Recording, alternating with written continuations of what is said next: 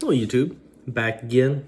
Going to be making a second video of the third one I'm going to make today. The third one I'm going to make is not fragrance related, but nonetheless, I'm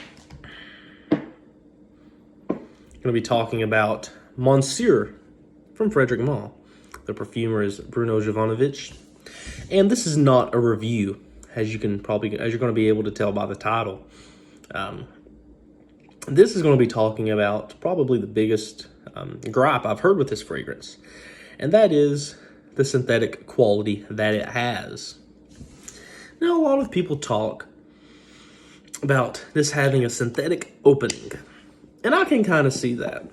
But where does that synthetic nature come from? Because I can't remember if it's tangerine or mandarin in here. No doubt that is a synthetic note. But the patchouli in here is natural. The patchouli in here is really well done. The rum and the boozy notes in here is nice. The tobacco, the musk, everything else in here is really nice, and it's really played out quite well. And it's a very great fragrance, I will say. It's one of my favorites. But where does the synthetic nature come from? And personally, I feel like the synthetic nature comes from the vanilla, the milli vanilli.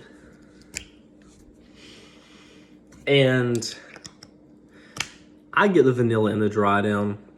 And when I smelt it, I was riding on the side of a car, and I could smell it on my arm.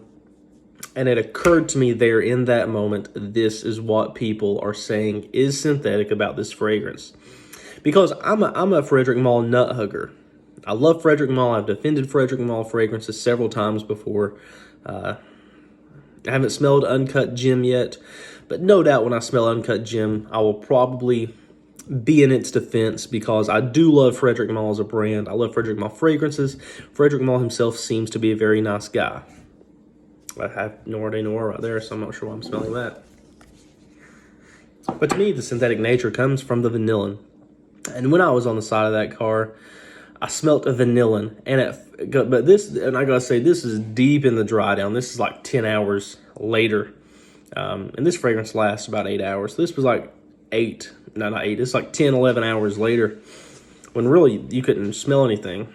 But I got a whiff of Dior's Hypnotic Poison. And if anyone knows anything about Dior Hypnotic Poison, it is a vanillin bomb.